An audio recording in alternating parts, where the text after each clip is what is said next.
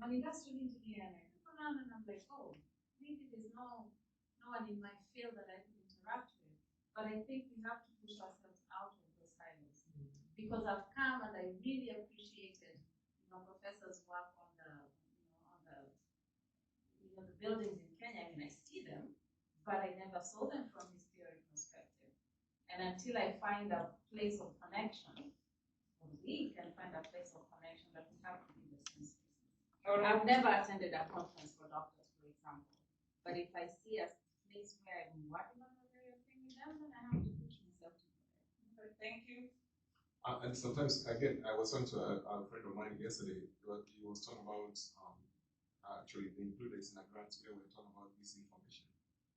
We have to do a better job of communicating, not only to just writing academic papers, but also, again, nowadays, I don't know how many of you watch those Kenyan YouTube videos and TikToks, and I'm amazed how many millions of views they have. In that group of views, there might be somebody who might be contacting you and say, hey, I saw this clip that actually you did this nice one. I'm doing this other thing that I think we can connect, right? But also make it, again, one other instructor who does communication said that we have to break it down to a 50th grade level. So while we can write this jargon that most of us can understand if you're in this field, but there is millions of people out there who might not understand that. And we even draft, actually there's companies nowadays, you write a sample, a research paper, they'll break it down for you and tell you how they can market for it. We can do that ourselves nowadays with the AI and all that kind of thing. Why don't we do that?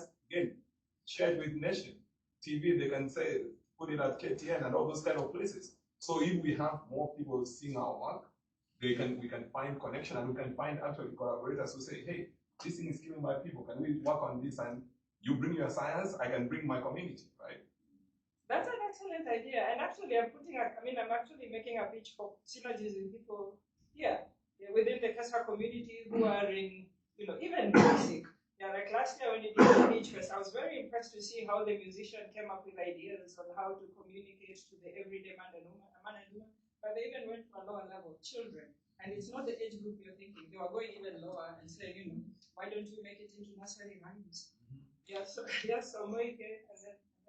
So one of the things that I find really interesting and that makes a difference is engaging community, because essentially we have the knowledge, engineers and biomedics, and then there's the user now. So how do we engage with communities? I think a lot of the time we do research, but we don't do community engagement yet. The communities who is going to consume that, so it's going to be impacted. So Kenya is very religious. How do you engage with faith-based communities to advance that? Even the people who do the buildings in the local areas, the teachers, everybody's in those churches. So if you could find a way to engage with communities and go through the church leaders, whether it's congregational nurses, congregational whatever it is, then bring them together and work with them, you might be able to have an impact. That's an excellent idea. It actually reminded me, when AIDS became a big problem and they were trying to get to the last mile.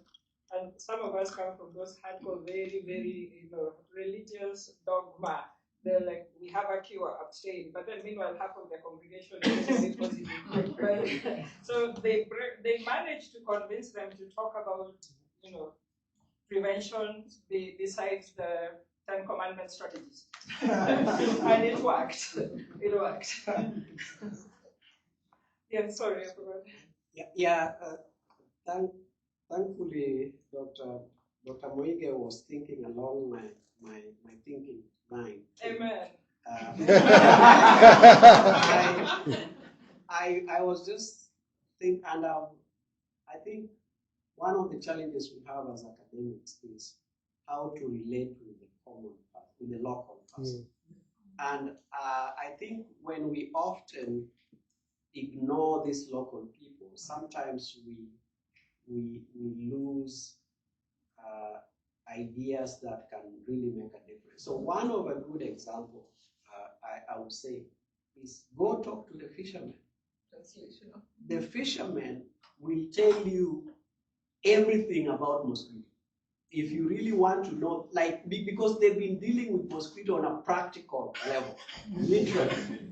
So they they know when it comes, whatever. So if you go there, talk to the fishermen, people who, especially around the lake there, they can share a lot of information about strategies that you can use. But I was also thinking that malaria, there is also highland malaria. So it's important that even as you think about this malaria, highland malaria is actually really bad. So it's also go into those communities where they've suffered highland malaria. Talk to those people, especially non-academic, as you say, and just get a feel of, understand,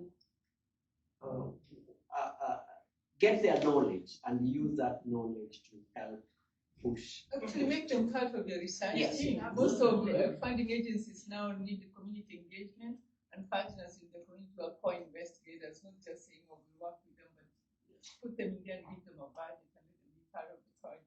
Okay, those are good ideas. You wanted to share something, and then the last one was Maybe, Scotty. yeah. Okay. I know you are. You first, and then you. Okay, so to do with communicating with non-scientists, the other thing to think about is the languages that the communication happens in. So in the African context, we have to consider that Africa is a multilingual continent, and many people don't speak English and don't read the cell and the science and the nature papers. And so, like, I run a company where we translate science into different African languages. And so then I wonder whether, like, to your question, how can university researchers collaborate better, is also consider that we don't just use English, we also have to use the Swahili and the Kamba and the Maasai and all the different languages. And I think that also facilitates like a cross-cultural and also like facilitates a dialogue. Because I think one thing we forget as like PhD holding scientists is that we're not the ones with all the knowledge. So like someone else mentioned, the communities have their own knowledge and understanding, and so then like we have to build a bridge where there's communication in both directions. Thank you. Use our languages, we can use that. Thank you. So we'll have two final comments. Quick one and then quick one. Yes. Starting with Coty. Coty was first. That's okay. What I thought about when you asked this question the very first time was something mentioned by Esther, that we live in silos and we are good at what we do inside our silos. When you're doing work like this, the framing of the questions has to be broader and a much zoomed out manner. The imagine if type questions. What would it look like type questions without narrowing yourself to the medical or to the building mechanics. Thank you. And then tell us what Pondo. Yes. One thing that I wanted to add on top of what my peers have said is that in addition to just engaging the community, where are we placing the pharmaceutical industries? Like we have talked about, we keep on talking about malaria vaccine. And just recently, I think Dr. Novera can allude to this. We have had a malaria vaccine for other files in Kenya, and it's working very well.